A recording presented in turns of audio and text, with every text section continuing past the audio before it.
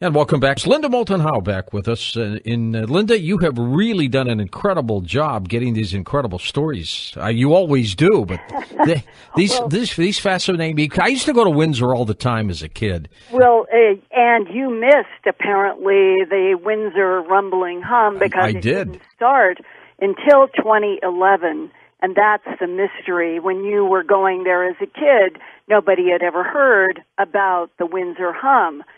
But on, let's say, since 2011, I've done several reports about these strange sounds that have included the Windsor hum, and it was only 2 weeks ago, on Sunday, June 12th, that's this year, 2016, a Facebook page for Windsor hum and rumble haters suddenly filled up with reports and complaints. One person said, I have never heard it like that in 6 years that I have been recording. A lot of people are recording this sound. Never have I ever heard it like that. And this was Mike Provost. He lives in the west side of Windsor, Ontario, about 7 miles northeast of a place called Zug Island in Michigan. It's the corporation home of U.S. Steel, and the source, say engineers, of the irritating low rumbling that has been keeping many residents awake in the city of 210,000 since at least 2011. Now, Earth Files first reported about the Windsor hum on September 30th, 2011, the day after there was a large public meeting that was held in South Windsor in the arena there. Canada's Ministry of Environment had received some 400 complaints about this persistent rumbling sound.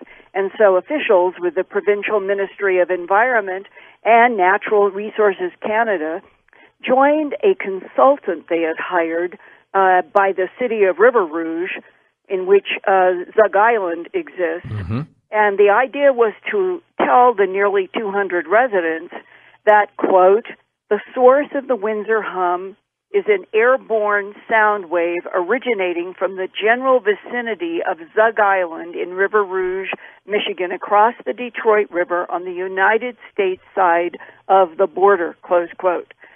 Well, now, Zug Island is about 1 square mile of land along the Detroit River that in the early 1920s, Henry Ford dug a canal around it wide enough to allow large ships to pick up and take Ford cars to various ports and auto dealers. And over the 20th century, Zug Island became increasingly industrialized with iron and steel works for car manufacturing and other big factory needs. One side benefit evolved from the surrounding canal. The island became off limits to the public and its security level increased.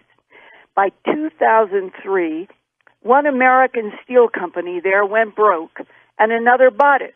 That's when United States Steel purchased National Steel Corp. Today, a few hundred people work on Zug Island, including hourly workers at U.S. Steel, who are members of the United Steelworkers Local 1299. And during the 2008 global financial meltdown, even U.S. Steel had to halt production, but turned on steel production again a year later in the fall of 2009. So it was only 2 years later, after that, when government officials and engineers began trying to solve all of these resident complaints in Windsor on the Canada side of what people kept saying was this weird hum, and others said it was rumbling. And that was when they had this meeting, and the local city councilor announced to the audience, quote, this issue has made its way to the governor of Michigan's office. But, strangely, nothing has stopped or reduced the irritating noise coming from Zug Island. That's not a mystery, the location. What is a mystery is, why haven't all the complaints caused some adjustment, and why is there no resolution? Well, I took I took that question to Colin Novak, Ph.D. He's an associate professor of mechanical, automotive, and materials engineering at the University of Windsor. And he studies acoustics, vibrations, and psychoacoustics. 3 years ago, in 2013, Professor Novak joined the Windsor Hum investigation, and he used sound level meters, pentagular array cameras, microphones to try to precisely identify the sound source in order for Canadian authorities to ask the perpetrator of whoever it would be in this research to fix or seriously dampen the noise. Professor Novak has hard data showing that the irritating sound averages the extremely low frequency of 35 hertz, and he has traced that 35 hertz signal right to Zug Island and what he thinks are the furnaces of U.S. Steel. He has even heard the sound rattling his own windows several times. Here now, from the University of Windsor in Windsor, Ontario, Canada, is Professor Colin Novak. The way I describe it, when I'm inside a building, and I've usually been inside the building when I've heard it, it sounds like a very large diesel engine, whether it be a truck or more like a train locomotive, parked outside your house, sitting there idling and causing the windows and the doors to rattle or to shake. It's somewhat disturbing because it makes everything shake and rattle. And you say, well, why would that be happening? It's just not natural. Right. And is the rattling of the windows in the houses because the amplification of the 35 hertz is so big? Yeah, because of the amplitude of the 35 hertz sound is so large. It's an airborne excitation that's transferred into structure-borne excitation. Is there a cycle to it? Yeah, it tends to happen more in the nighttime, early mornings. I've heard the hum myself, maybe around 9, 10 o'clock in the evening. We measured it and heard it several times around 11 o'clock in the evening. Okay, is there a cycle in the frequency and the duration at night? No real change in the frequency. The duration does vary. I heard and measured it for as little as 10, 15 seconds. Sometimes it's gone on for minutes. I've heard people report that it's been continuous for hours on end. And the 35 hertz seems to continue and be pretty consistent no matter what the duration or time. Yeah, there are a lot of industrial sources that can produce noise at 35 hertz. What makes this one unique is the amplitude of the energy, simply by the fact that the sound is being heard more than 10 kilometers away from the identified area of the source. That tells you that the energy is enormous. And there's very, very few industrial-type processes that can produce that amount of energy at such a low frequency. So that really eliminates a lot of potential sources that can make noise at that low frequency. Well, I'm looking at The Guardian of June 7th, 2016, and it is saying that you have been able to link the hum to the U.S. Steel plant and a Coke battery owned by the local utility company on Zug Island that is on the U.S. side, correct? We've surmised that the source of the noise is actually the blast furnaces at the U.S. Steel facility. How did you do that? Well, we looked at all of the different sources of noise that are located on the island. That is really the only potential source of noise that can produce frequencies that low at that great of an amplitude. It requires an enormous amount of energy to be able to do that. And blast furnaces are something that can be a little finicky at times. And what we are assuming is that the producer is making a custom product in small, limited batches, which is why the sound is being produced for only short periods of time. Then it seems to disappear, sometimes a couple of years, and then it seems to come back again for several months at various intensities. Then it goes away again.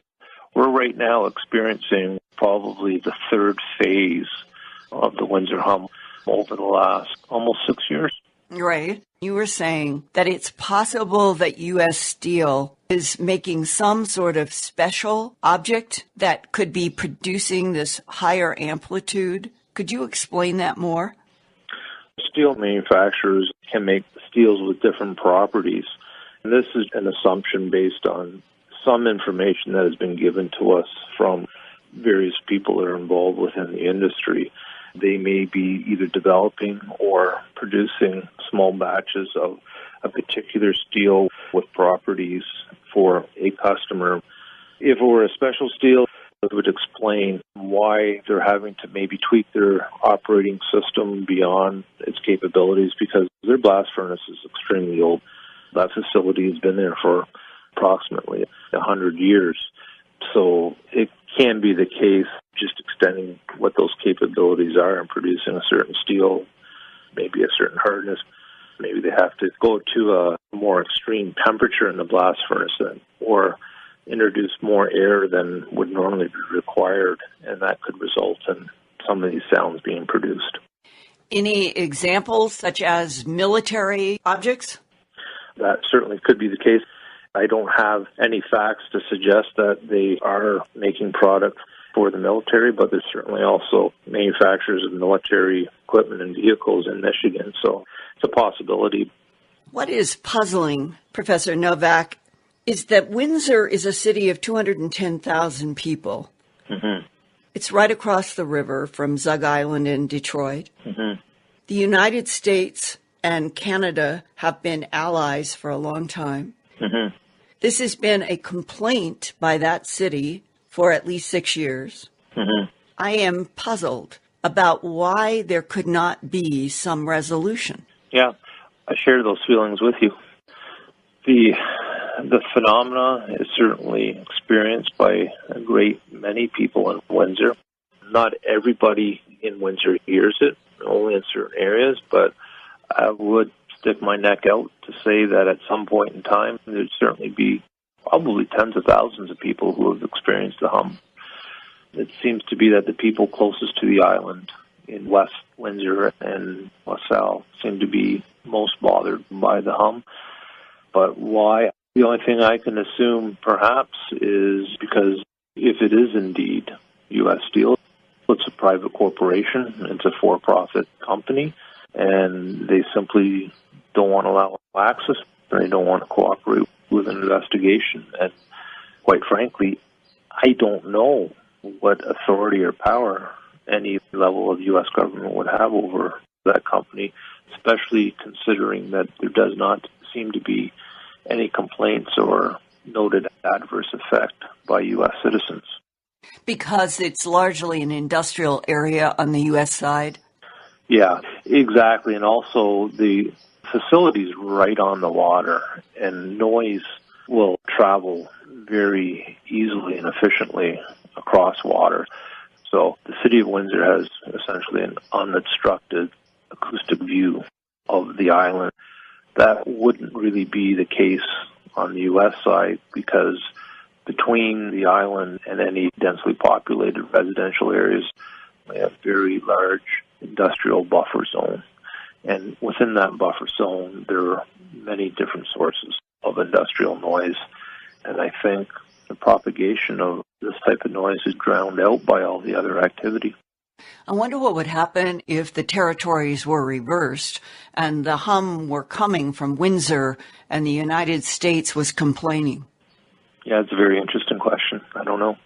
Do you know if the Prime Minister of Canada has contacted President Barack Obama's administration in the last 6 years? I don't know all of the details of that. I know representatives of the Canadian government have tried to work with various levels of government on the U.S. side. I've attended meetings at the Canadian consulate in Detroit. We have met with representatives of the town as well.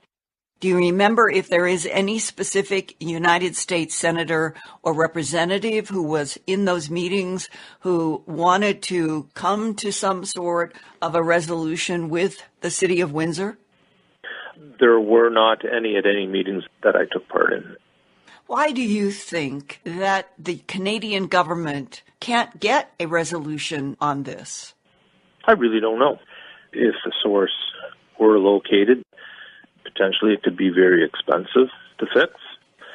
And then maybe a private company doesn't want to invest the money to to fix. What about military priorities that are highly sensitive in the Department of Defense and depending upon U.S. steel in Zug Island to produce something for the United States DoD, and that any inquiry into what's happening at U.S. Steel could open up that sensitivity?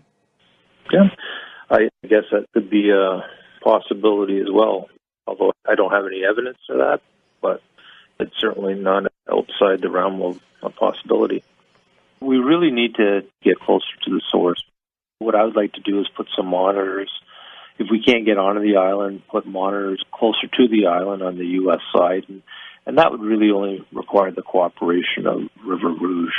And in the last meeting that I was at, there was a representative from River Rouge.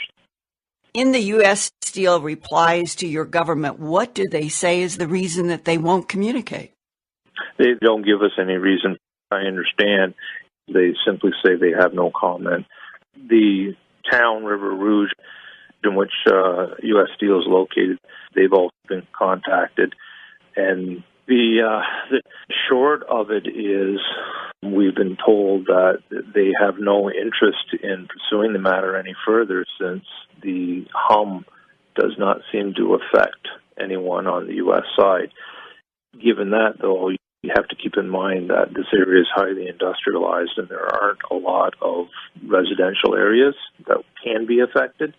But because people on the U.S. side aren't being bothered from it, they have no interest or motivation in pursuing the matter any further. Baffling for people, Linda. Well, George, isn't it peculiar that between the United States and Canada, as long as we have been friendly allies, that something like this going on for 5 years with more than one focus on U.S. Steel in Zug Island, that there wouldn't be a resolution. And that's why I ask him those questions. My own suspicion would be that U.S. Steel is manufacturing something that takes higher temperatures, is producing that huge amplification, and it probably is for the Department of Defense, and it would explain why that U.S. Steel isn't responding to any of the inquiries from the Canadian side, because perhaps they've been compromised with some sort of non-disclosure agreement. This is speculation on my part, but it is the best one can come up with. When it's 5 years, those people really are complaining about something that seems legitimately disturbing, and I just want to go again to 2 weeks ago, Sunday, June 12th, that the sudden increase in the noise and going to Facebook didn't occur just at night. This was very interesting. There was a guy living in Windsor. He's a drummer, and he said that he was waked up by a long, now this is interesting, long, drawn-out, low-frequency hum for the first time in more than a year, and it was 4 a.m. on Monday. And he said, quote, "It's like 4 in the morning, and I'm seriously waked up." And another woman noticed that this hum was in the morning when she was getting her kids ready for school. And the difference in the quality of saying that something is a hum versus a rumble, I don't exactly understand what we're dealing with. Well, and it's got to be driving people crazy, Linda. Absolutely crazy. Great report. But up next, wait till you hear the next story. Missing scientist. Linda, what is this story? In the Antarctic, of all places. Well, a year and a half ago, in January 2015, I received my first email from a retired 60-year-old U.S. Navy petty officer who is a first-class flight engineer, who asked me to only call him Brian. He entered the U.S. Navy in 1977, and he retired 20 years later in 1997. He and his C-130 crew encountered high strangeness in Antarctica from 1995 to 1996, several times. They all saw rapidly moving silver discs over the Transantarctic Mountains. Brian and his crew also saw a huge football field-sized hole in the ice, only about 5 to 10 miles from the geographic South Pole, that was supposed to be a no-fly zone. But during an emergency medevac crisis, to speed up their trip, they flew across the no-fly zone and saw apparently what they were not supposed to see, this huge hole in the ice, an entrance to an underground installation. That's the question. Later, at a camp near Marie Byrd Land, some dozen scientists, probably 15, and maybe 2 women and 13 men, disappeared for 2 weeks. When they reappeared, Brian's flight crew was assigned to pick them up, and all were silent and appeared scared. Brian and his C-130 crew received orders to not talk about the silver discs, not talk about the huge ice hole and the missing scared scientists. And repeatedly, the crew was sternly told that they did not see what they kept seeing. But Brian was never asked to sign an official non-disclosure agreement. So now that he is retired from the Navy while still working in civilian aerospace, Brian wanted to share what he has seen and experienced with me at Earth Files, because he is convinced that an alien presence is living and working on this planet. We had never met until Thursday evening, June 2nd, 2016, at the Contact in the Desert Conference in Joshua Tree, California. We organized to meet with his nephew, Kelly, and a friend to talk more about Brian's Antarctica experiences. We all went to a local Mexican restaurant in Joshua Tree, and after dinner, we kept talking until after midnight outside in the restaurant parking lot under trees. That weekend, Brian returned to his home in Phoenix, Arizona, and on Monday, June 6th, was back at his aerospace job while I was still at Contact. That morning, Brian received a surprising and disturbing phone call that he now describes. Let's listen in. And the voice on the other end of the line said, "Is this Brian?" And I said, "Yes." "Who's this?" Because I didn't recognize the number. It says, "I want to tell you that what you've been talking about, you need to stop talking about." And I said, "What stuff was that?" And he says, "We know that you were with Linda Howe on last Thursday night, and we know that you went to dinner at a Mexican restaurant in Joshua Tree, and we were aware of what you were talking about with her and other people, and that your experience that you had when you were on the ice in the service. We don't want you talking about that. Specifically, we don't want you talking about the scientists that you picked up after being missing for a couple of weeks." And I said, "How would you know about that? I've only talked to certain people." And the voice in the phone said, "Well, we know pretty much everything." And then they said, "Just don't be putting that out there anymore. Certain people would prefer that you not talk about that." And then I said, "Well, I'll consider that." And then the phone went dead. There was a click. Whoever on the other end hung up. I was like, wow, this is out of the blue. What did you do next? Well, I was kind of curious, so I took the number off my cell phone and Googled it on the Internet. It came back as the general phone number for the NSA. The National Security Agency in Fort Meade, Maryland. Yes. And I called Kelly, my nephew, and he Googled it too. Why would you get a threat specifically using my name now in June of 2016? The only thing that I come up with is that report that's been going on the Internet of that British documentary team that was down there in Antarctica. Right. Something that was found under the ice. That team went missing, and they have not found those people since. Possibly that documentary team was in the same area where those scientists went missing for those 2 weeks, and that somebody doesn't want putting 2 and 2 together and going, well, you know, there's people down there that went missing for 2 weeks back in the 90s, and now these people are missing and haven't been found yet. Maybe there's a correlation there.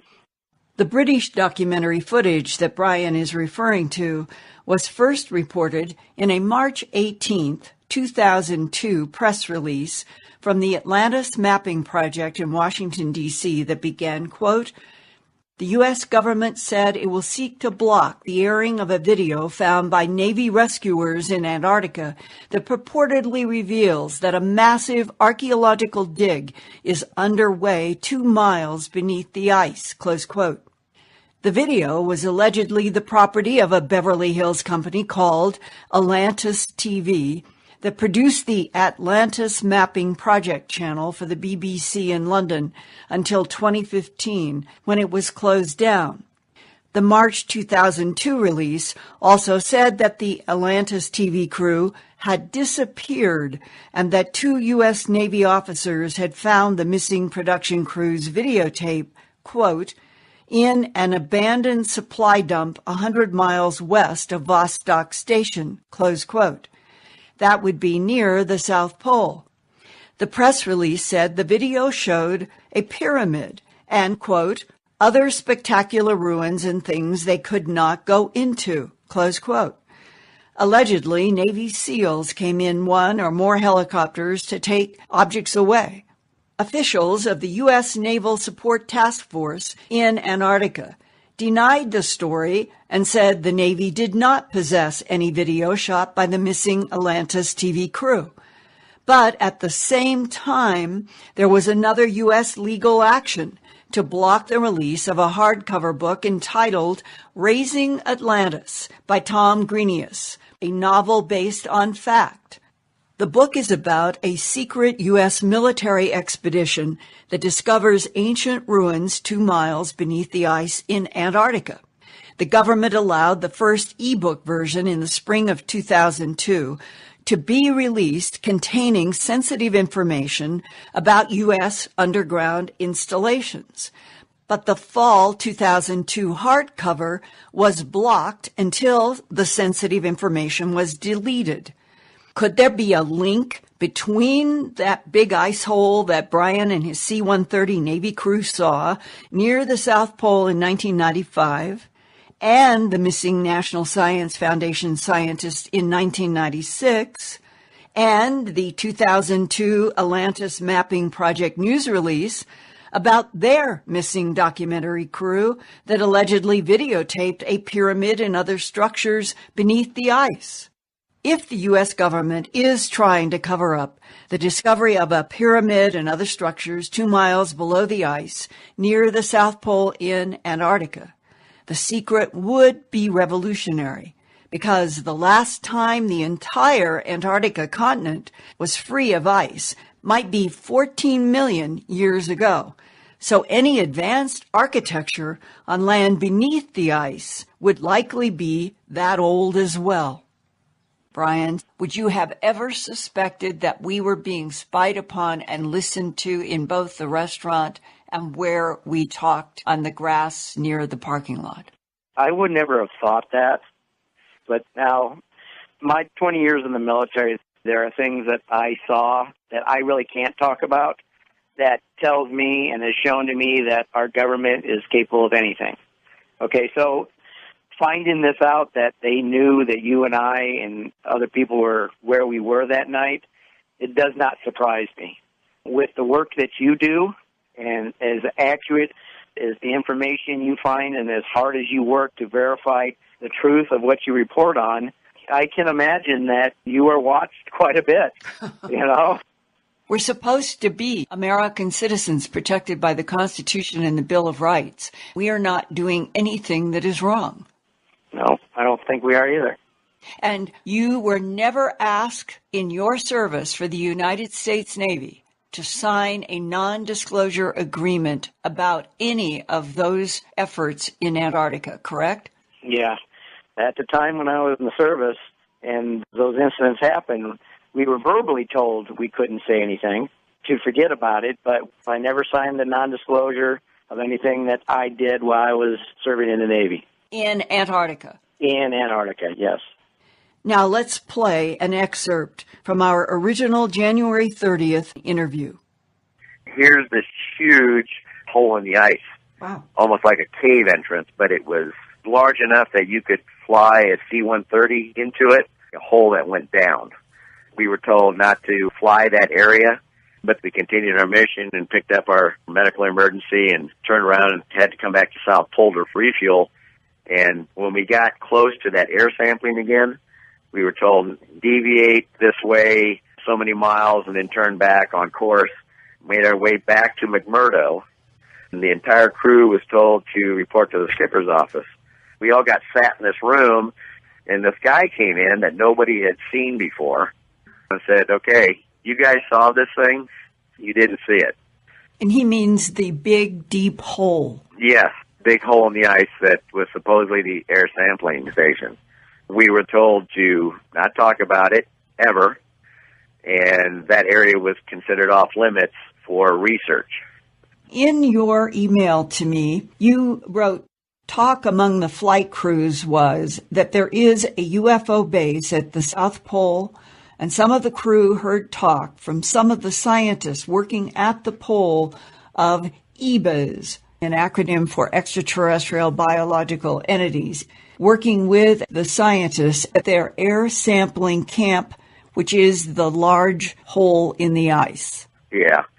We're told not to talk among ourselves officially, but the guys, after a flight, you have a few beers, and it's like, yeah, I heard these scientists talking about that there's some guys there at Pole that were working with these strange-looking men.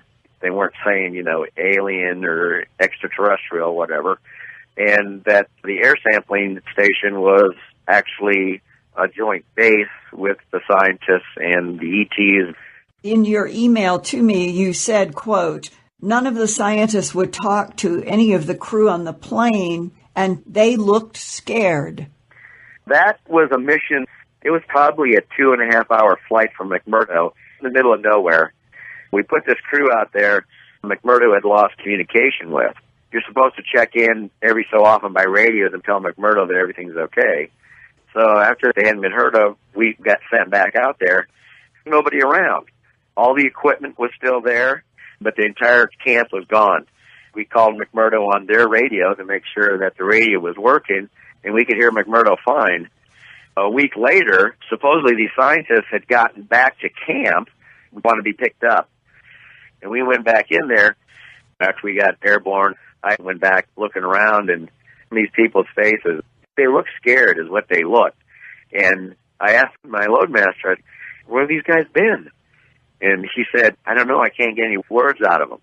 Blank stares, and he offered them food and stuff, and like nobody would take anything. And so we get back to McMurdo and unload their gear. It was put in isolation.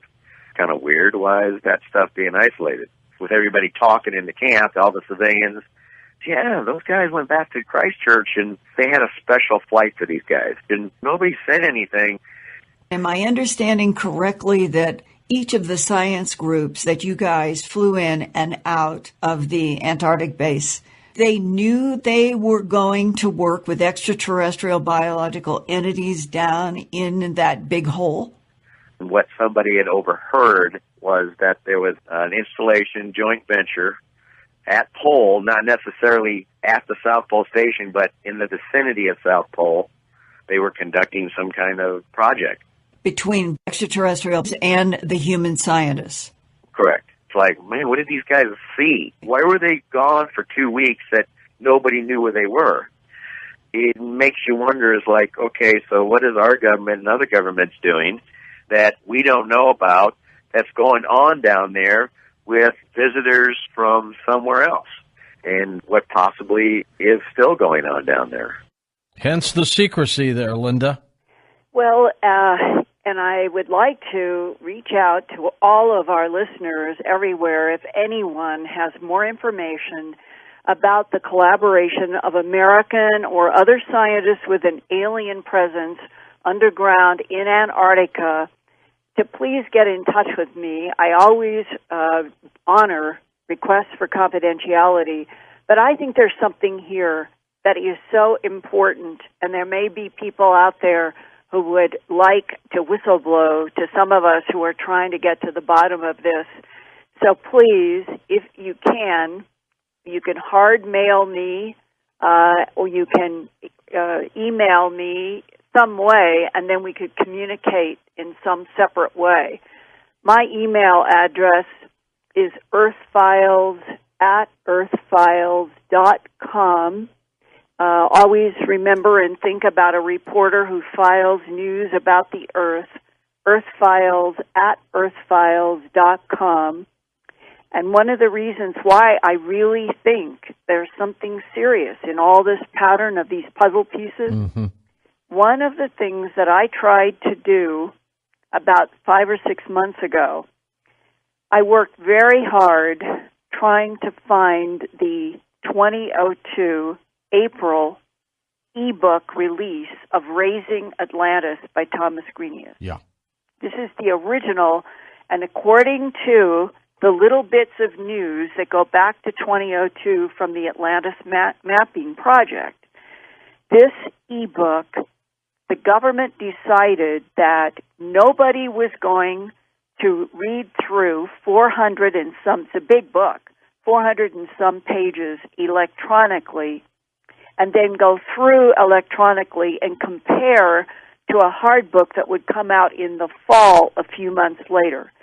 So they let slide that ebook.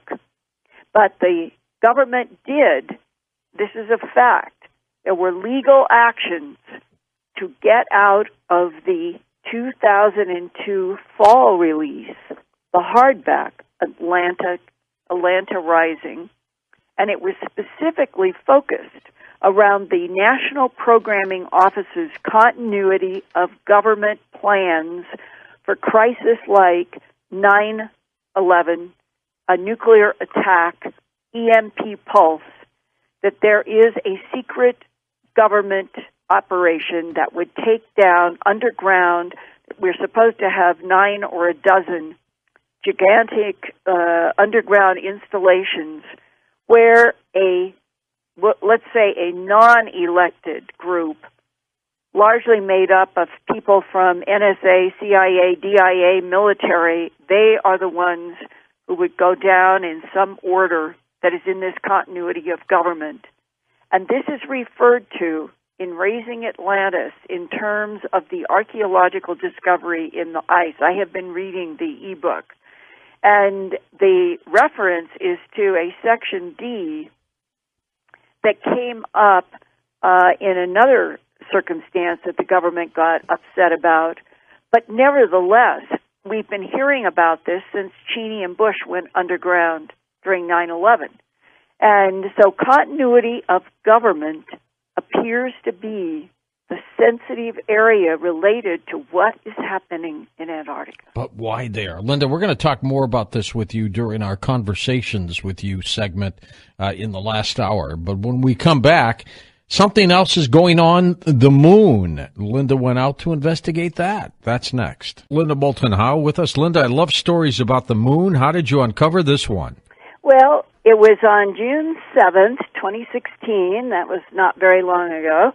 The Albuquerque Journal in New Mexico, I live in Albuquerque, reported this, quote, former National Aeronautics and Space Administration or NASA consultant pilot Ken Johnston today says photos and films from Apollo missions were doctored, close quote, to paint out evidence of extraterrestrial structures and activities on the moon.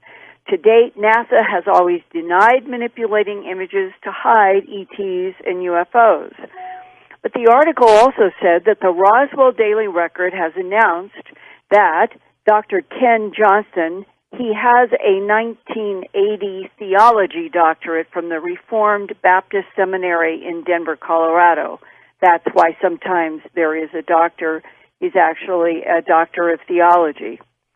He was announced that to Roswell that he is giving, and I think it's actually taken place, that he's given digital copies of 3 huge binders of original NASA photographs from the Apollo program to the International UFO Museum and Research Center down in Roswell.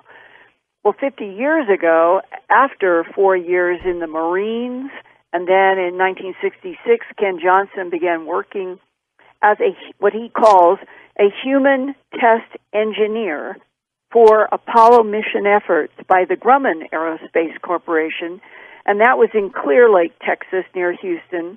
That's the region that would evolve into the NASA Johnson Space Center. But back then, it was the NASA Manned Space Center.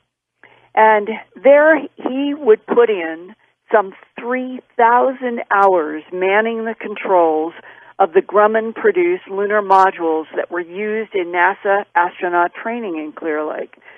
And that would evolve into more work that he would do off and on, as many people did, going from one position to another position in between and during various flight missions. So it was during the Apollo 14 flight that launched on January 31st, 1971, and returned to Earth on February 6, 1971, that Ken Johnston had a rude awakening from his NASA boss at the time. That was the famous Thornton Page, Ph.D. astronomer, astrophysicist, and member of the infamous Robertson panel from January 1953 that was organized by the Central Intelligence Agency to investigate UFOs and the implications for national security.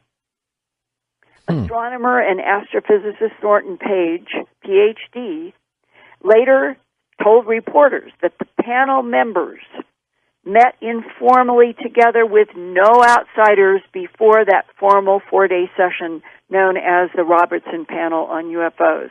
So this means that Thornton Page, in 1953, George, was already involved in top-secret classified panel discussions about UFOs and aliens for the Robertson. Way back then. Wow. Yeah. So now, from 53 up to 1960s, we're in the Apollo program, and Thornton Page is playing a very important role in Clear Lake in Texas. Now, today, it is assumed that the Robertson panel was deliberately organized for a phony conclusion that UFOs did not present a direct threat to national security, and the panel did not find, quote, any evidence that related the object cited by people everywhere to, quote-unquote, space travelers. The CIA goal, and they organized the Robertson panel, was to deflect public and media attention away from the UFO phenomenon that our government has been deeply involved in, monitoring since World War II, back engineering extraterrestrial technology, and that has been described by many, many, many sources by now. But our government doesn't want anyone to know the truth. And it's just like painting out UFOs and technology on the moon's surface. Well, Ken Johnston lives in Berlin, just a little south of Albuquerque. So I contacted him, and on June 13th, I drove to his home and office to see his NASA photographs in those big binder and to learn more about his allegation that NASA doctored film and images during Apollo missions. Here now is retired NASA human test engineer Ken Johnston from Berlin, New Mexico. Shortly after the Apollo 14 flight, Dr. Thornton Page, who was the director of the lunar geologists and scientists, contacted me and says, Ken, would you go to the photo lab and check out reel number such and such? I picked up the reel and made arrangements for a gun sequence camera projector. Now, for those people who don't know what a gun sequence camera is, if you've ever seen any movies where a jet airplane is chasing another and it looks like the shells are going off, that's a camera that takes a picture every time there's a shot. So I was to get the film and then get a gun sequence camera projector and set it up so that I could show it to Dr. Page and 6 or 7 of the other scientists that he had over next to Mission Control at the Johnson Space Center. I did exactly what he said. I set the program up for him, and we're viewing the view from the spacecraft as it's going around, the command module, as it's going around the moon on the back side of the moon, approaching crater Tsiolkovsky. The Russians named most of the craters on the backside of the moon, at least all of the big ones, because they got there first, as far as the robotic photographs were. But we're approaching the crater Tsiolkovsky, and the sun angle was such that about half of the crater was in shadow. And in the shadowed portion of the crater, there are 5 illuminated domes. And I describe it, if you'll take your hand and turn it palm up and bring all of your fingers together, you see 5 little bubbles there. Well, that's exactly what it looked like in the crater, was 5 bubbles. And they were illuminated from the inside. Illuminated from the inside. Correct. That's where the light was coming from.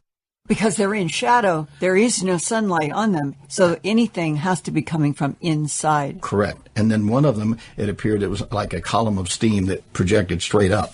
And Dr. Page had me freeze, he had me back up, he had me approach at one frame at a time, and then sometimes 2 or 3 frames at a time, the same we would do in analyzing a gun sequence camera projection. So he stopped, he says, okay, freeze. He turned to the other guys and says, well, boys, what do you think of that? And they all laughed as though it was an inside joke. He had to know which film, which reel, and exactly which one to ask for me to show to have me go and get it. Dr. Thornton Page, whose position was? He was the director of the Lunar Science Department in the OGM West mansion outside of the Johnson Space Center is where the astronomers and all the scientists that were there, he was the director of that department of NASA in Houston. And I didn't find out till probably 20 years later that Dr. Thornton Page was an advisor to the FBI. He was $1 a year man, and I just didn't know that at the time. For our discussion today in June of 2016, and the emerging reality of all kinds of airbrushing, not just on the moon, but on Mars, and a manipulation of public and media perceptions about what orbits our Earth, the moon, what that red planet out there is and has been. The implication from Thornton Page, laughter when he said, what do you think of that, boys? He knew these 5 modules were there. He knew that there was something, we'll call it a non-human presence on the moon. Okay. Now, Dr. Page told me, okay, go ahead and finish showing. So I finished the showing. This is about a 15-minute reel of 16-millimeter film. And I'm packing it up, and they're all over there laughing and talking, and I'm trying to listen. And Dr. Page says, go and take it back to the photo lab and turn it back in. When I got back to the Johnson Space Center's main photo lab, the front is a front desk, and you can order a particular picture, and it'll come to you. Or you can go in to do research in the inner sanctum room, review things in there with light tables. Or you can have a top secret clearance, which I had, and go in the back. And as I walked in, there's a light table, and it was about 3 foot by 4 foot with opaque top with lights illuminating from the bottom for making sketches or whatever. And there were 2 men and a woman there. I'm looking up, they have 8 by 10 looks like negatives, and they're painting on them. And I asked them, what are you guys doing? And one of the guys says, oh, we're professional strippers. And the young lady says, well, no, actually what we're doing is we are stripping out, we're painting out along the horizon the stars and things that might be confusing to other people. That seemed a little strange. I had to go ahead and check that in. And then the next day I was to check out the same reel, take it to the main auditorium and show it to the rank and file. And this was all pre-planned. And I was so excited because I'm thinking, God, we have discovered the existence of aliens on the moon backside, and this is the film that's going to show everybody. And I'm in the auditorium, set it up, and I have my brother, Dr. A.R. Johnston, who was one of the chief engineers at NASA there, sitting beside me in the projection booth. I said, watch it, what we found on Tchaikovsky.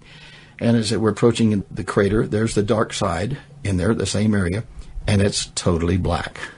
There's no illumination, no lights. I stopped the camera. I told the audience, excuse me, we're having technical difficulties.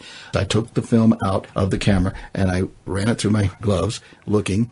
All of the little tracks lined up, and there was no evidence that they had cut or spliced it. So within 24 hours, what they had to have done is taken that out, made an enlargement of it, fixed it, reduced it back to the side, made a copy of the original.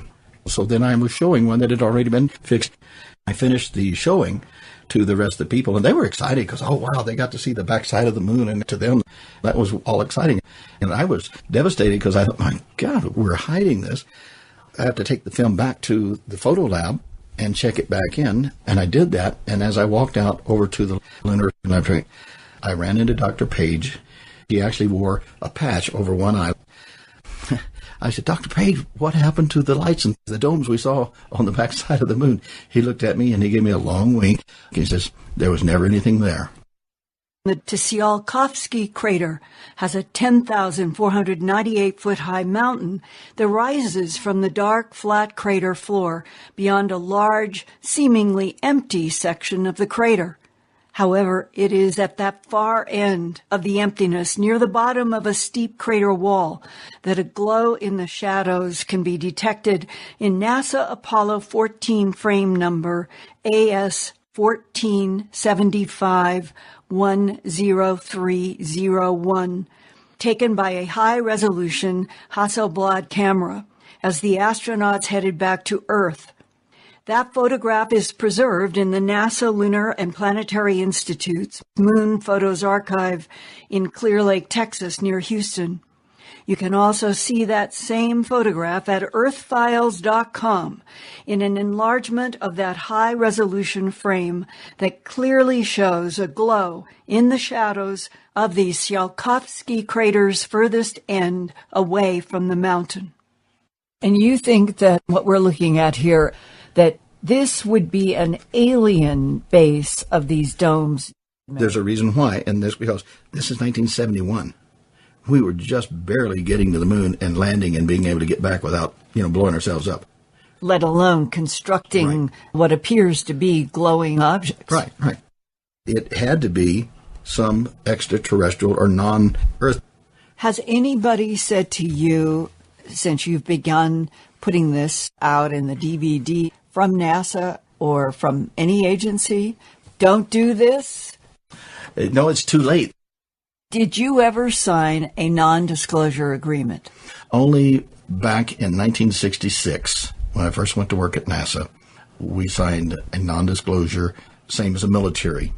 But I was never told, well, this is secret, you can't talk about it. In terms of anything that we did during the Apollo, because Apollo was supposed to be a publicly funded, open to the press operation so that we can do it publicly, whereas the Russians were trying to do it with their military, and we show that we were better than the best. It would appear that there would be more intelligent species on the moon capable of building bases like we've discovered in the photographs that I had in my archive. You would say, who's in charge of the moon? Yeah, who is in charge? Those that have the highest technology, not us.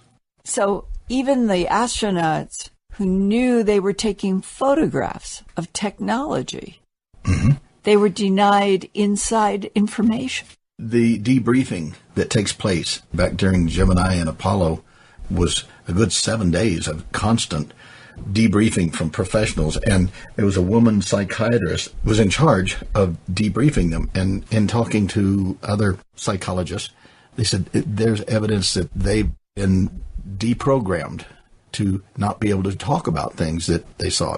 I think it's fascinating that Buzz Aldrin now, and I'm going to say he's come out of the closet, and he's talked about the light, craft that followed them, translunar insertion halfway to the moon. They were being followed. That he and Neil talked about, well, we can't go to mission control and say, is there a flying saucer out there, or an unidentified flying object, as he called it.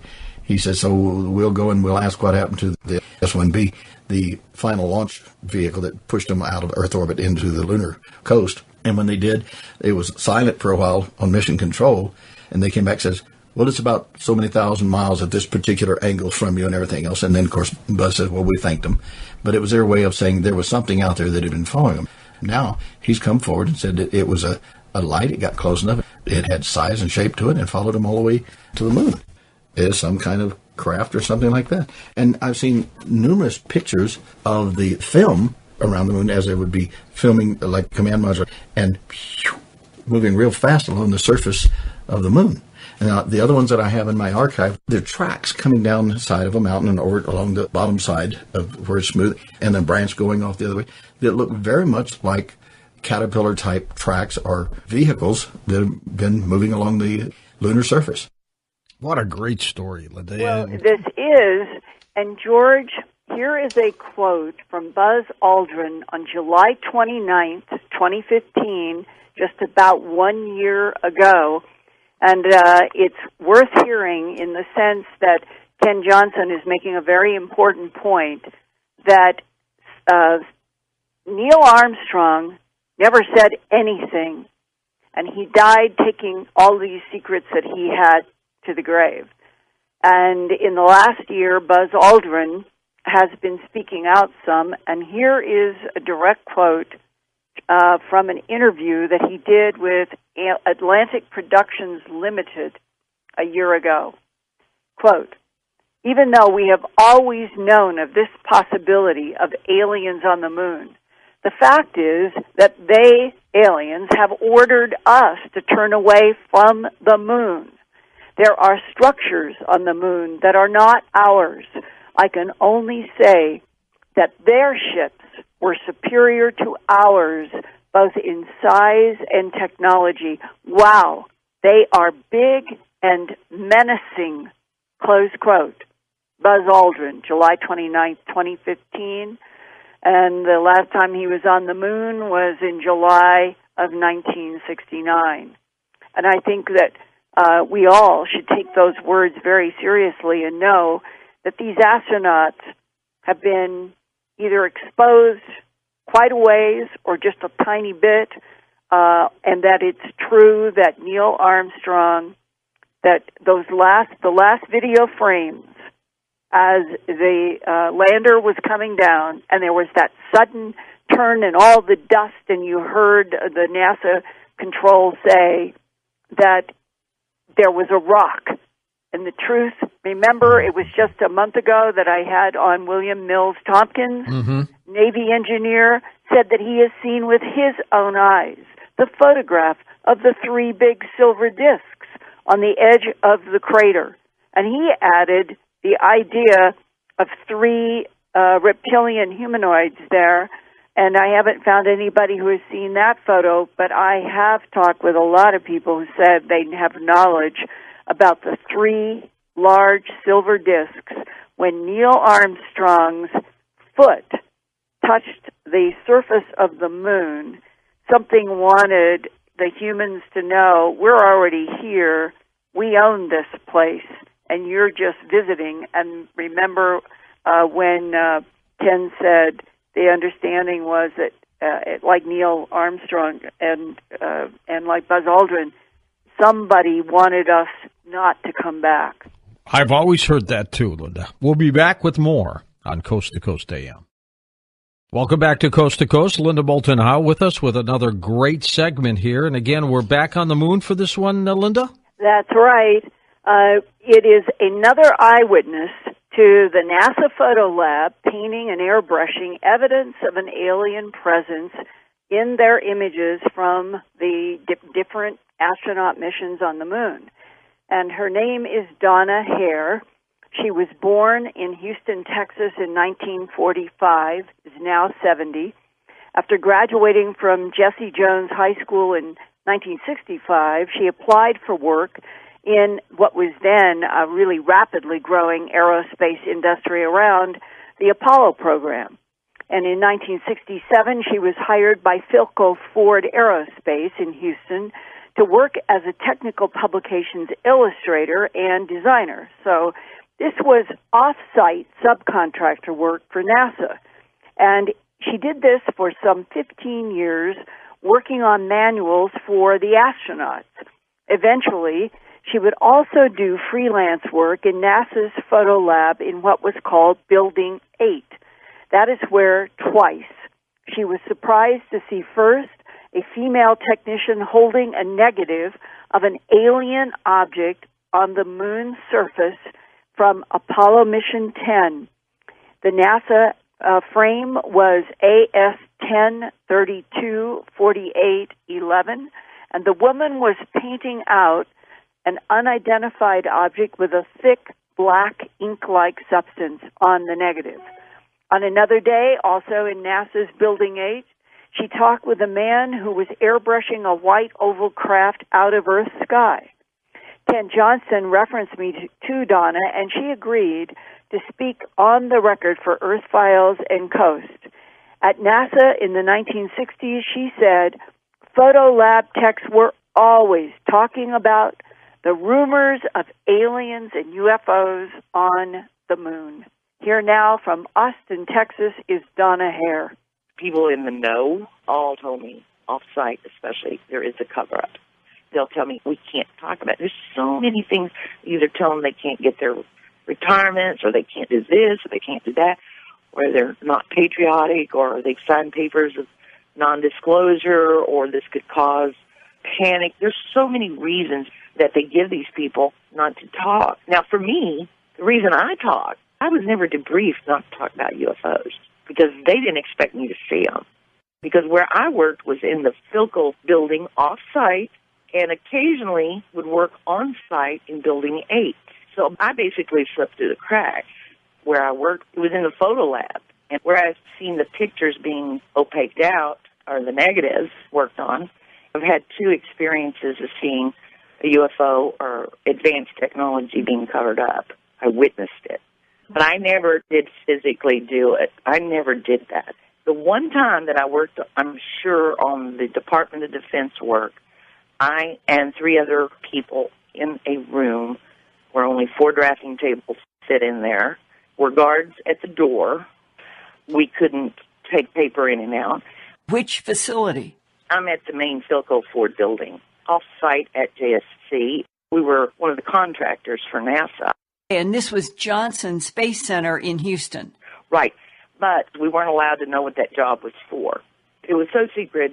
I mean, I drew wiring schematics and put numbers in it, and I have no clue what the wiring looks like, really. It was for manuals for the Department of Defense.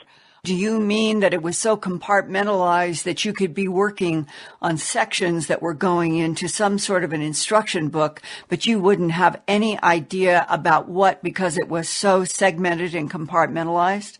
That's exactly what I'm saying. And the things that I found out were accidental. The first incident that happened, I was over in Building 8, which is the photo lab. During downtime in Building 8, I wanted to learn how to airbrush in Building 8. I had a small lab. I went down to the lab next to me, and I found out that the lady in there was an older woman doing the airbrushing. Well, she was sitting at the drafting table. I told her what I was wanting to do is learn what she was doing, if that was possible, and she was very nice. She had a negative of the moon's surface with this bar. She was taking a snub-nosed paintbrush, and the opaque is a very thick ink-like. It's not ink in the sense that it's black, but it's very thick for the negatives. And she was going around in a circle, covering this object up on the moon. There was nothing around it except this object, and she pulled her arm down to let me see it. I realized it was a foreign object on the moon. The lady was taking out an object on the moon on a negative. So was she painting on the negative? Yes, she was painting on the negative. Donna, what did this foreign object look like in detail? Well, the part I saw being covered up was a bar that was like a curved bar. And Ken has sent me a picture since then. It's the object I saw being covered up. I walked out of there thinking about it, and not too long after that, I went across the hallway because that's where they would process film from the moon. I went over there, and the next gentleman that was in Building 8, across from me, he was working on what is called a mosaic. It was just a huge mosaic of about, I guess they're like 12-inch pictures square that are put together to form a larger picture. Now, I'm sure this was for an outside vendor, probably not NASA. It was during downtime, and I was looking at the black and white photograph, and it was very clear, an aerial. I don't know if it was a satellite or if it was a low-flying plane, but it was very detailed. I was really up close at the table looking down, and the gentleman drew my attention to one of the pictures, and he said, "Look at that." And I said, "Oh, is that a bubble on the emulsion?" Because it's a round white disc-like thing. He says, "Bubbles on the emulsion don't leave round shadows on the ground." And I looked again, and I looked at him, and I said, "Is that a UFO?" And he said, "I can't tell you that." And he's grinning. And so he didn't say no. He didn't say yes or I don't know. He said, "I can't tell you that it's a UFO." And so I looked at him and I said, "What are you going to do with this piece of information?" Because up until then, I always thought, okay, aliens are probably keeping it secret from us. They're coming here. But I never would have guessed we were keeping it secret, too. Right. I mean, this was a rude awakening for me that we're keeping it secret because this is a piece of information that's awesome. And he says, "Well, we have to airbrush them out before we sell these to the public." So they had a protocol in place. They do this a lot. Yeah, what were they taking the photograph on the Earth of the white UFO casting a shadow with? It was either a satellite picture or a high-flying biplane. I'm not sure which it was. It was above clouds, and there was a break in the clouds, and you could see a white, round aerial object casting a shadow. Right. So these things supposedly go everywhere. They're not, like, restricted. Did you see the man who was showing you this image paint out the white UFO? No. With photographs, that's a little different. When you're fixing a negative, it's black and clear. So it's a different method of covering up. Now, photographs, you can match the paint and airbrush out the picture of the mosaic. It's already a photograph. I was interested in finding out more about it, and boy, everything that I heard is rumor. Different people would come and say, did you know that they found a structure on the dark side of the moon? And I said, really? And yeah, there was aliens sitting there. And these were people that worked in higher communications and systems and things that would really know about this stuff. And there's a vast majority of people that work there that never knew. So it's very compartmentalized. That's how they keep it secret. What kind of aliens did they rumor about being photographed on the backside of the moon? They talked mainly about craft being there. What craft that people described seeing? Round, circular craft. Color? Well, I think they were metal, shiny metal ones. I think there was 3 of them. 3 circular, sitting by a crater. I'm watching them. Which mission? Well, at least Apollo 11, I'm sure of. I was told that some of the communications that was given at the time was they did the code word, Santa Claus, they switched off and went to a different way of talking, which I think was ham radio. I'm not sure. I think some ham operators got the real scoop on the conversations, but they talked about how the craft were sitting on one side watching us land on the moon. Mm-hmm. When they say they, I don't know where these beings are coming from. I'm sure if they have the technology to travel even in our solar system, they may be coming from really far away. Or they've been based in this solar system on the moon and the Earth for millions of years. And did you ever hear anybody say that there were standing up reptilians on the moon that were photographed by NASA? No, I never heard that. But that doesn't mean it's not true.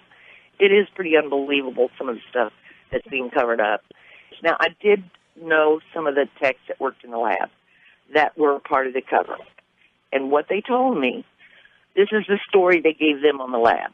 We were in Cold War with Russia, I believe it was, and that these objects, they don't know what they are, but please keep these things secret because it could be secret weaponry from Russia. So please don't talk about these objects that are coming up on the photographs. Now, some of the people weren't that gullible, and some of them pretty much let me know they knew they were UFOs, but all of them couldn't talk about it, and they were very afraid to talk about it. Did you ask anybody straight, are we talking about aliens, ETs, that are not human? Well, all I can say is they're talking about craft that are not from around here. They're not ours. I'm saying I'm sure they're extraterrestrial, because if we took years to go to the moon with rockets and they're zipping around, going back and forth around in space to the moon and God only knows where else, it's got to be advanced technology that we don't have yet. After Apollo 11, were there any more rumors about silver discs being seen by astronauts or anything else, front or back or poles or anything on the moon? Yeah, a lot of them. A lot of them had experiences seeing things, and they were told that they couldn't talk about it.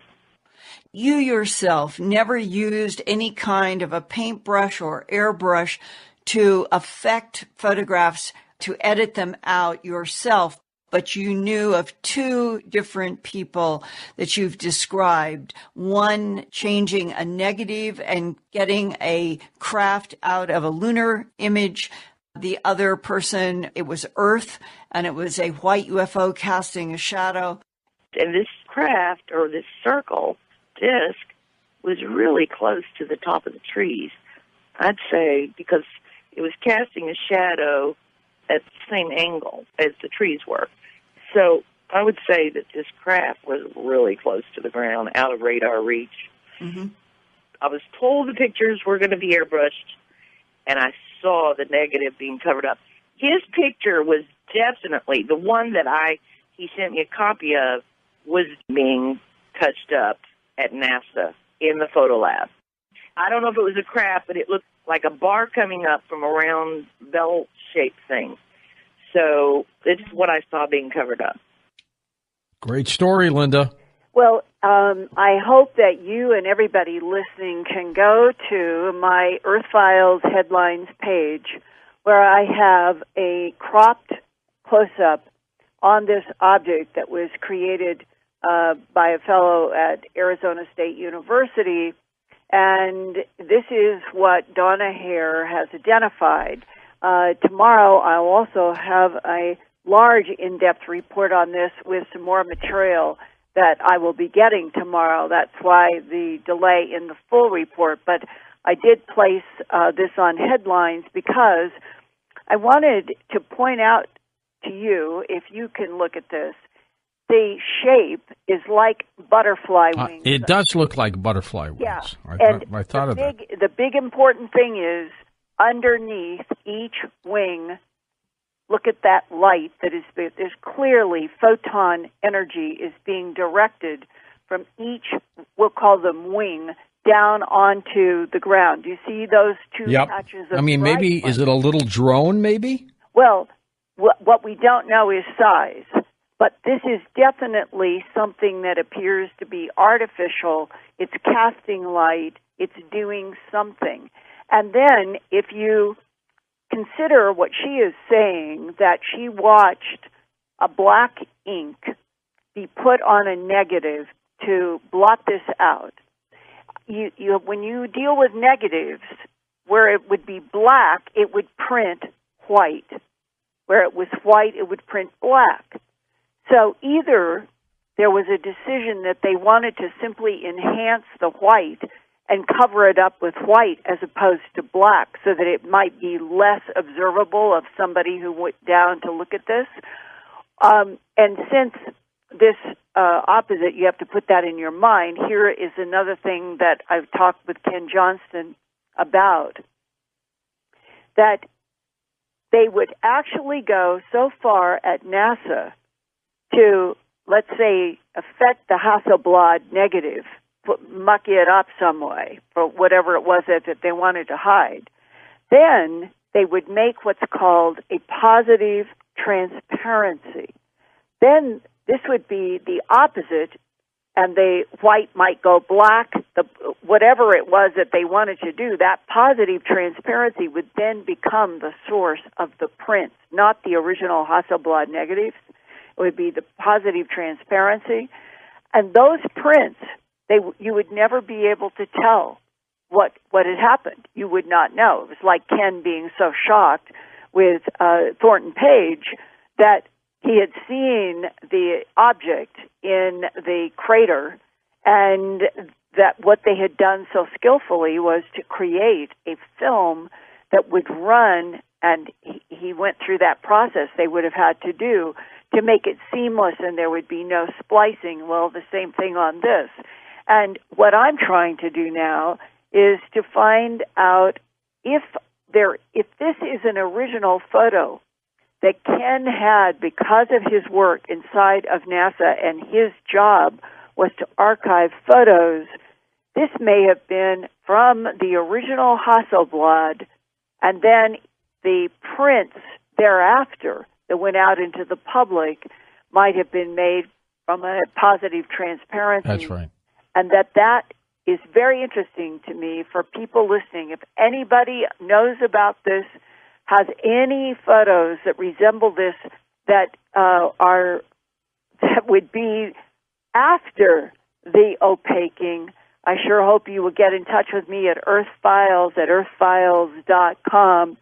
All of this, George, is increasing this year of 2016 with more and more whistleblowers, and there is one more reminder that back in 1995 there was a military whistleblower even then, and he said that he saw NASA photos being altered to erase anomalies on the moon's surface which were filmed from the lunar orbiter. And he was asked to visit an area of Langley Air Force Base where he viewed 35-millimeter film images being processed by National Security Agency agents. He claims that he saw 35-millimeter strips of film which were spliced together to make 18.5-inch by 11-inch mosaics of the lunar surface for release to the general public, but an officer told him that there was a moon base on the dark side of the moon and that it was their job, NSA/NASA, to erase them out. Unbelievable. Have you ever interviewed Buzz Aldrin?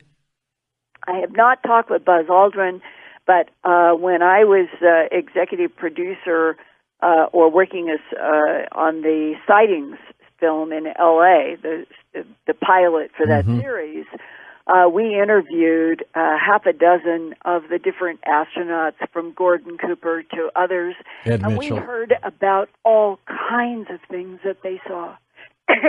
Excuse my voice. Yeah, we're going to take the break. So you rest the voice up for the final hour of Conversations with Linda. I do want to talk with you about Buzz Aldrin again when we come back.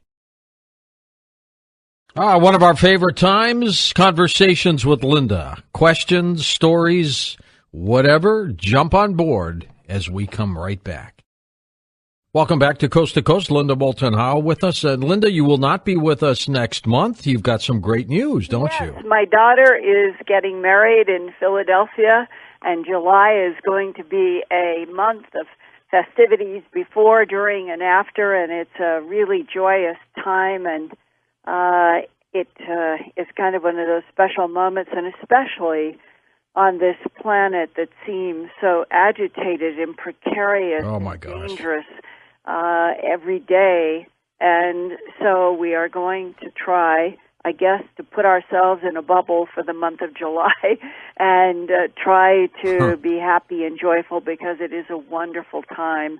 And what I started to say before the break, ever since the dog fire is what they called it up in the Manzanos, started about a week and a half, 2 weeks ago here. Right. And it was then joined by smoke that was coming in from California. We were getting all kinds of messages from the weather people and others about the newspaper. Well, I and a whole lot of people I know, we began coughing, sneezing. Whatever comes in with these fires sometimes, you just wonder, what is it that is burning, in this case, west of us or east of us, both, and combines and comes in, and nobody knows for certain what they are breathing. That is another one of the big unknowns today, is that stuff can be carried with some of these fires that seem to be getting bigger and worse, that can make humans and animals sick. Linda, I had an opportunity to interview Buzz Aldrin for just a little bit, and he was talking about how he used a Bic pen to get off the surface of the moon because he had to push it down on the switch. He couldn't fit his glove down there. Oh, my God. But I also was on with him with Larry King years ago on the Larry King Show, and he really never talked about UFOs.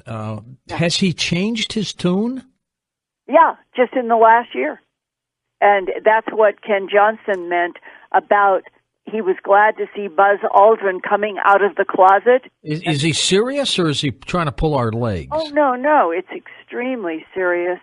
There are so much that I have heard. I think for me personally, the most dramatic discussion that I ever had about Apollo 11 was with a jet pilot who had grown up with Neil Armstrong when they were teenagers to their early 20s, and they both had become pilots.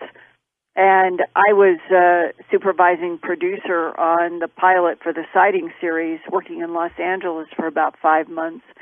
And one of the things that we wanted to do was to interview as many astronauts as we could. And at the top of my list as the producer was Neil Armstrong. Even though he hated being interviewed, didn't he? And why did he hate being interviewed? This is where this story comes in. So it was recommended that I get in touch with this man who had been a colleague of Neil's for so long, and people have bonds from high school and 20s that can last for a lifetime. And so I was able to get a dinner meeting with this pilot, and this is what he told me. He said that after Apollo 11 crew got back, after the July 69 first step on the moon, eventually he made contact with Neil Armstrong, and that he could tell in Neil's voice that something was off. And he ended up going over to the house. And here you would think in 69, after July, that Neil Armstrong would be joyous, that he would have photographs of all the stuff they did on the moon. Oh, my God, it's exciting. The landing, and that it would be a big deal, right? And life-changing, and epiphany, everything. You would think. And the pilot said in the house there was not one photograph. Not one photograph. I find that weird. Armstrong involved with anything having to do with the Apollo 11. And he said, Neil, what is wrong? And Neil said, and he said the voice dropped, and like they're really buddies. And he said, we were coming down, and there were these 3 big silver discs, and they were waiting for us and watching us. And the way the pilot told me is that Neil Armstrong was angry. The implication was, no matter what they had been debriefed, whether or not NASA knew or expected that there would be anything like that, the very fact that it occurred and our government had knowledge. Our government has had knowledge about an alien presence on this planet since at least World War II. This is 1969. These guys are being trained to go into space. They're being trained to go around the moon, and in this case, to land on the moon. And if somebody didn't sit them down and really talk to them about the complex nature, as William Mills Tompkins and others are increasingly whistleblowing about, the complexity of multiple intelligences involved in this solar system, with this Earth, with our history, with genetic evolution, the whole 9 yards, then seeing 3 big silver discs on the crater edge would perhaps have been a shock to their system, even if momentarily. And I think that comment that Ken Johnston made about a psychiatrist who was debriefing each one of the crews for days, for weeks when they came back, and raising the question, were they programmed in some way to forget? And if so, would that help explain that Neil Armstrong was conditioned not to talk, but on top of all of that, that he perhaps felt a certain kind of disconnect and maybe even anger over the fact that here we were pretending NASA as a public agency that was supposed to be encouraging students and teachers and everything, but that in fact that it was schizophrenic with one face to the public, but a huge part that was allied with the CIA and the NSA, having to deal with an alien presence on Earth, on the moon, and throughout the solar system and beyond, and that would really get to you if you were training to go into space and then have 3 big silver discs waiting for you on the moon.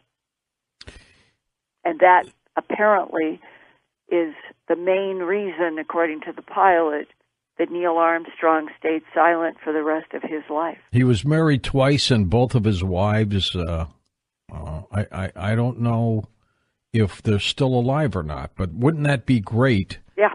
To talk to this, let's see, he was married to Janet Sheeran when he landed on the moon. You need to find out for us if she's still alive, and if you could interview her, because I'm sure he told his wife something about what he saw on the moon. I don't know if anybody's ever interviewed her.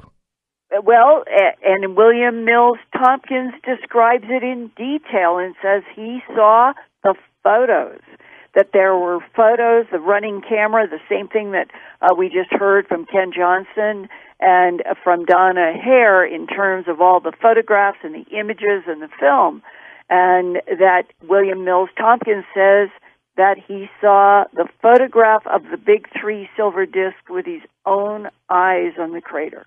And he had 3 children by her, and so maybe they will talk too.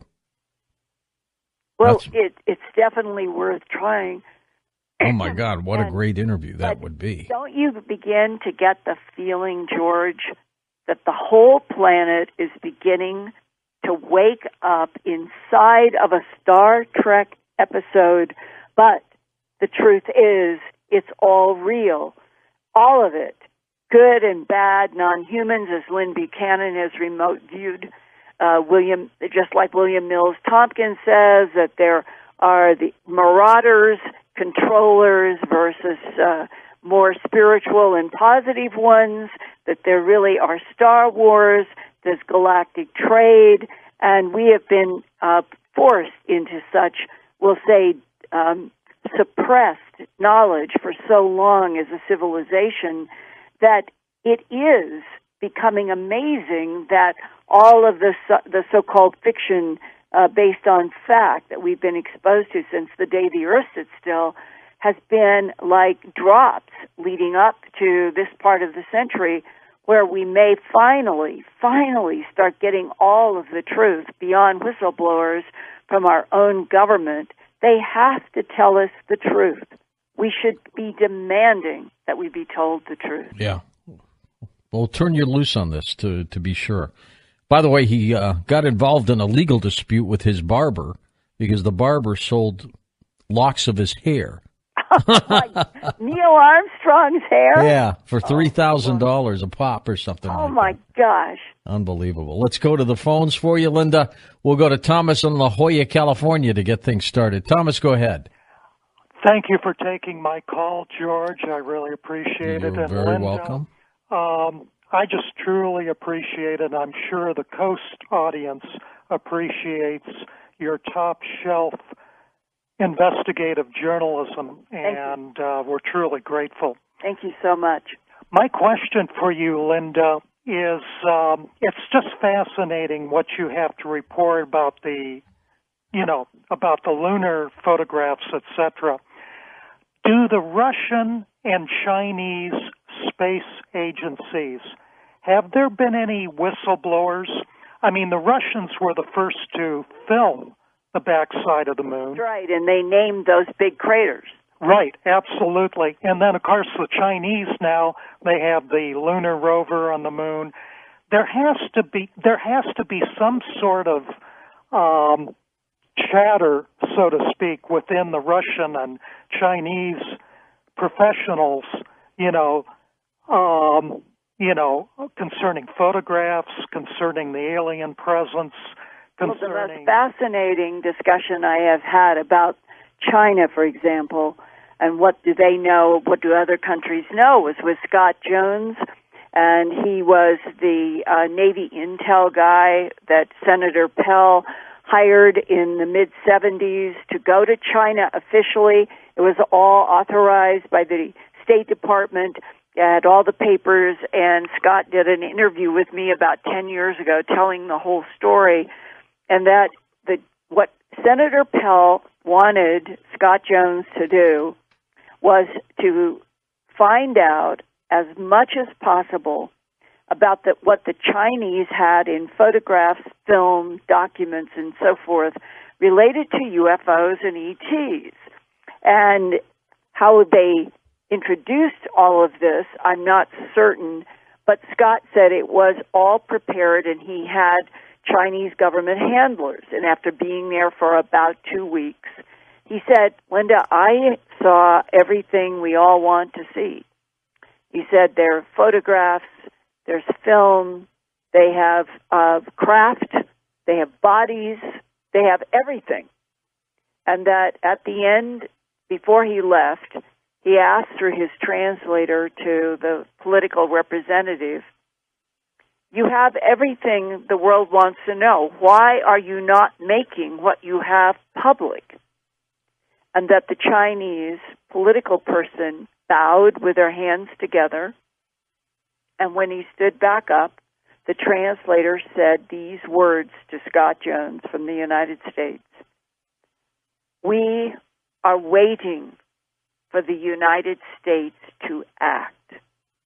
Well, then Scott and I had a very interesting discussion. Could that mean that when Richard Nixon, as president, broke the ice going to China, was it really a cover trip to talk with the Chinese through translators about precisely that the United States may have made an agreement with Mao to keep everything to the Chinese, letting the United States continue to be the kind of major organizer and strategizer about the extraterrestrial presences, and that there was an agreement, a silent agreement, maybe a secret executive agreement, and that we are still living the legacy of these discussions and these, executive signed and non-disclosed agreements that might have been made about keeping the United States as the one that everybody is waiting for to open it all up, but the other countries, such as China, Scott Jones says they've got everything. And today, in 2016, why are the Chinese not acting independently? Let's go to Skip now in Warren, Ohio. Welcome to the show, Skip. How you doing? Good. Thank you for taking my call. Linda, I want to mention something that I mentioned to George earlier. You mentioned a pyramid at the South Pole. Well, I was listening to a ham radio operator on a scanner discuss something that they were discussing. It sounded like an Art Bell show, so I listened, and they were talking about HARP, and they talked about also abductions, and the really one that got my attention was the fact that one of the guys asked, do you think we'll ever time travel? And one of the guys piped up, said, I retired from the Navy a month ago, but 3 months before I retired, he says that I'm also bound by my security clearance. He says, so I'm going to tell you what I can and nothing more, so don't ask me no questions. Everybody agreed, and he said, I was in a pyramid that had never been opened before, 3 months before I retired. He said, also, he says, in that pyramid we found a 4,000-year-old contemporary computer. Ah. A 4,000-year-old contemporary computer. Probably runs better than ours do right now. And what your implication is that that there was an overlay in time of something from the future here? No, I think that, you can't, they say you can't go back in time, and I believe that. Well, no. I mean, no. Mathematically and theoretically, going back in time is very feasible in the space-time continuum of this universe. Right, you can do it, but you have to have a machine that was turned on. Like today, if we turned on a machine, we would be able to go forward as far as the point where it was turned off. So if you want to go back, you have to have access to a machine that had been turned off back to where you want to go. That's an interesting take. Linda, we're going to take a quick break. We're going to come back with much more conversations with Linda. Those of you who have been on hold, just hang there. We'll get to you as well. Linda Moulton Howe. And again, our website, earthfiles.com, is linked up at coasttocoastam.com. As for us, don't forget to like us on Facebook if you would, and follow us on Twitter. You can do all that by going to coasttocoastam.com, far right-hand corner. We'll be back. Welcome back. Linda Moulton Howe with us. Linda, any other trips coming up for you other than the Philadelphia wedding? When I get back in August, I'm going to be speaking in Phoenix at Phoenix MUFON. Then I have a couple of more trips, and that gets me into September. And it's like a whole bunch of stuff starts happening in September, October, November. Gosh. Have you ever felt like that in this world now, I don't know if it's the digital influence or what it is, but simply finding quiet hours to read, which is so important to do to actually understand things, is becoming more and more difficult. What about time, Linda? Isn't this a fast year? Why does it seem so fast? Well, I am not sure myself, but each year we say the same thing. It seems like each year is getting faster and faster, Yep. And it doesn't seem to be age dependent. I know people in their 30s, their 20s, they're saying the same thing, that they feel like, one friend of mine said the other day, she feels like the old visual of a hamster running in a cage, and it's going around faster and faster, the faster the hamster runs, but the hamster can't get out. Well, you know, my oldest granddaughter just turned 22, and it just seems like yesterday she was running around in diapers. Yeah. I mean, it's just... Everything is just seemingly so fast. Yeah, there's just so much all the time. And sleep becomes like this necessary interruption. I'm going on 14 years doing Coast to Coast. Can you imagine that? Well, 2004. 2003 I started in January, so we're going to go for 14 next January. I mean, where does the time go? Yeah, it doesn't seem like it's been that long, because I've been working with you ever since in Philadelphia when you took over for Art. Well, you know what? My executive producer, Lisa, sent me a note a couple days ago, and she said, do you know that you now have been doing Coast to Coast on a syndicated basis longer than Art did? And I went, you got to be kidding me. She said, wow. She said, no. Well, that's true, because Coast started, I think, in 1995. We had been doing Dreamland on weekends, and then Coast started. So if it started in 95, then 2005 would have been 10 years, and he left. He left in 2003. Yeah. Amazing. Oh, well, let's go to some final calls here for you. We go west. Brock is in the state of Washington. Brock, thanks for calling. Go ahead. Hi, George. Hi, Linda. Hi. I called you guys about earlier in the year when you were on the show, Linda, and it was about traveling in outer space, and you said somebody was working on something where you could go the quarter the speed of light. Right, that is what they call. Linda, I don't know if you remember. Yes, they're called wafer craft, and they're being designed and developed by several different academics and companies. And the idea is that you would use lasers and have the photons push lightweight and small wafer. That's why they call them wafer craft, and that the brains in the wafer craft would be like an iPhone. An iPhone is really quite a sophisticated computer, and something about the size and the complexity of an iPhone could be the brains in this small wafer. And once they turn on the laser beam on the wafer craft, in 3 minutes, depending upon whether they reach 25% or 30% the speed of light, in 3 minutes, the wafer craft could be whizzing by Mars. That's how fast they could go. That's amazing. I love technology stories, don't you? And it's just, this is part of that feeling like waking up in the middle of a Star Trek. It's coming so fast. Our government must have amazing things that they're keeping away from terrestrial enemies, but that we are, George, when Lynn Buchanan says that he knows somebody inside the government who is managing galactic trade between Earth and aliens, it's like we all need to catch up. I mean, it's amazing. I'm not sure I believe everything, but there are amazing stories out there. From Joe McMoneagle to Lynn Buchanan and others, they've remote viewed, and I think they are remote viewing facts. I really do. We talked to a lot of them. Jim Mars and I, for sure, have talked with a lot of them. Elaine is in Fort Myers, Florida. Good morning, Elaine.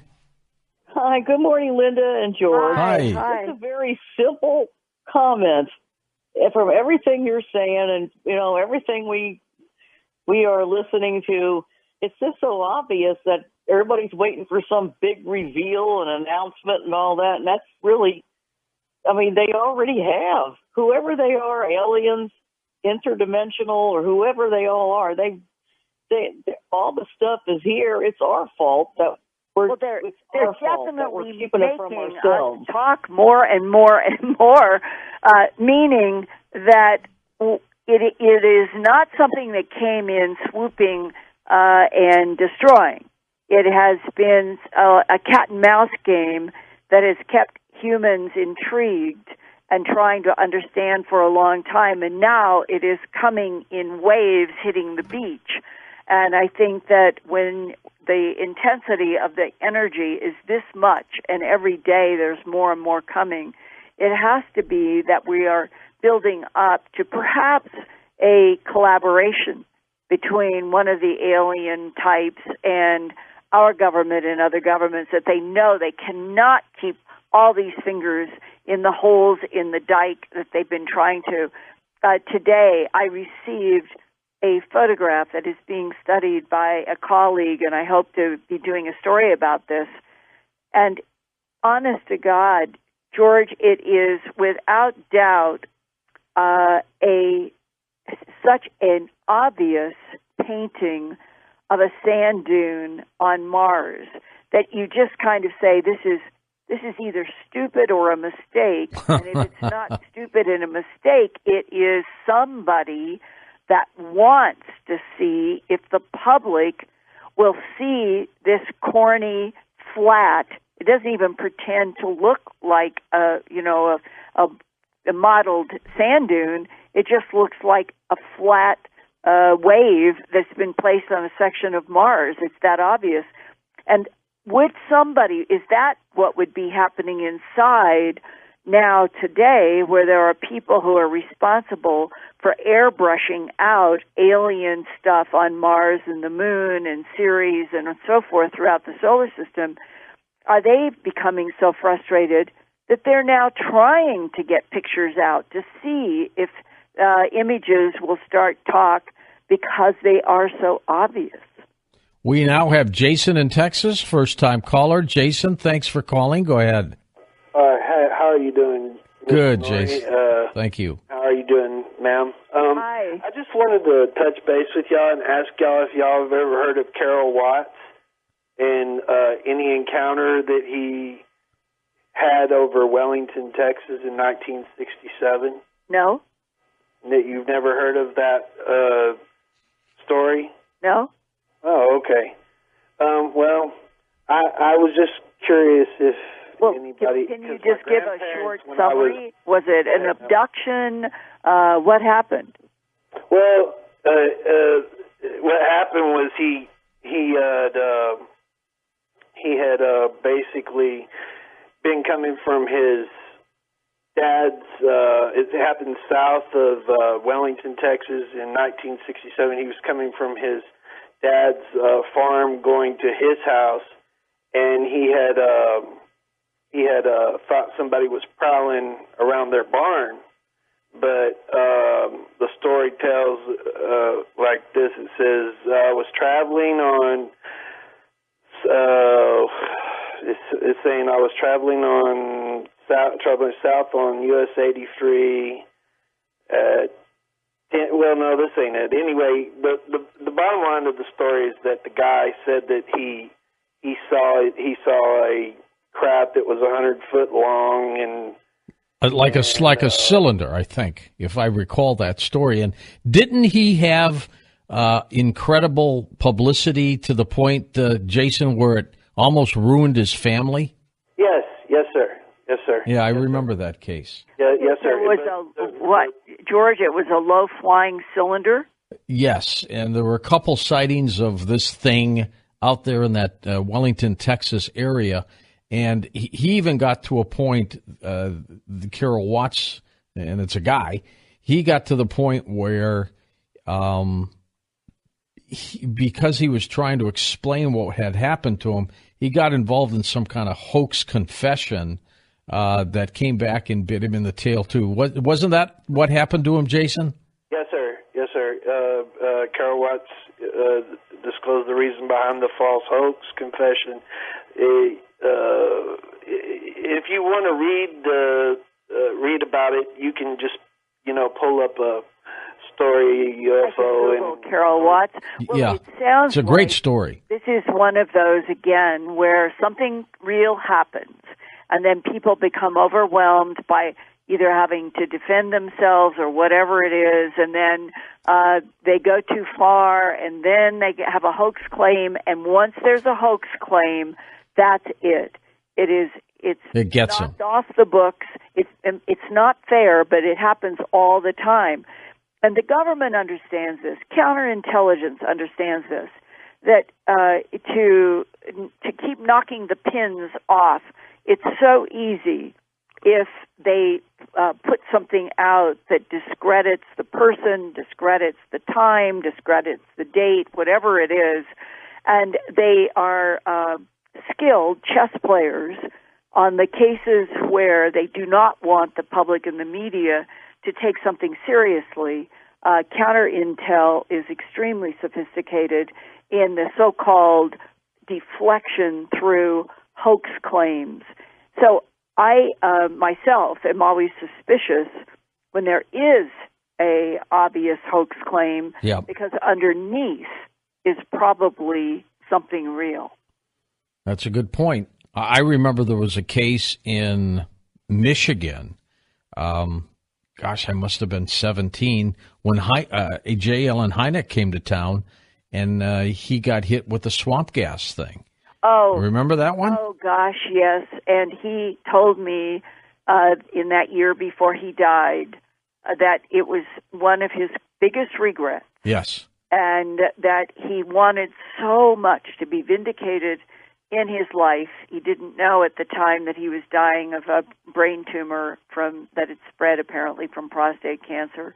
But he wanted to be vindicated, and in his huge passionate desire to be vindicated, he was basically telling me and his friend Richard Sigismund that he knew for a fact there were craft, there were aliens, the extraterrestrials. Why would an astronomer who had been at Northwestern and Ohio State leave his prestigious career and found centers for UFO studies if he hadn't been exposed to the reality of all of this, George? Alan knew. He knew. Alan knew it was all real and it's serious, and he was hoping it would come out in his lifetime. For this to be 2016 and still covered under these layers of policies of denial is absurd. And the flip-flop he did, going from an apparent non-believer to a staunch believer, was absolutely riveting. Well, it isn't belief. It's based on hard data. Yeah. If you had walked in my shoes through all of the animal mutilations I have investigated... No, I'm not wearing high heels. Not going to happen. No, it's not high heels. It's boots. Going out into pastures where you then end up with veterinarians and with law enforcement, and they're telling you and showing you where a heart has been removed, and they're talking about molecular surgery. You are not in the land of terrestrial medicine. Let's go to Dylan in Chapel Hill, North Carolina, east of the Rockies. Hey, Dylan, go ahead. Hey, George. Hey, Linda. Hi. I just wanted to, Linda, get your opinion on the something that's kind of been a buzz lately on the internet, which is basically this idea that, they're lying about, the space, like the NASA and everything, a lot of that. About everything. Lies. Yeah, and but specifically, there's a book which is an account of by a guy named Olaf Janssen. Yes. His trip to Antarctica in supposedly 1811, and then also the books by Admiral Richard E. Byrd, Mm-hmm. and they talk a lot about the inner Earth and Antarctica, or particularly the North Pole, and the fact that there's another civilization up there, basically, that's like 1,000 years more advanced than us, and that a lot of what the NASA is telling us is actually aliens from outer space. It's actually local to Earth, and they're here. Well, that's the phrase, alien presence. Goes back to John F. Kennedy. This is the story that I did last year at Earth Files and Coast, having to do with Caddy, who was the attorney who got the Watergate burglars out that night. And Caddy was a friend of E. Howard Hunt's. And Daniel List of Dark Journalists and I did a long program about all of this. And Caddy did an interview with Daniel List.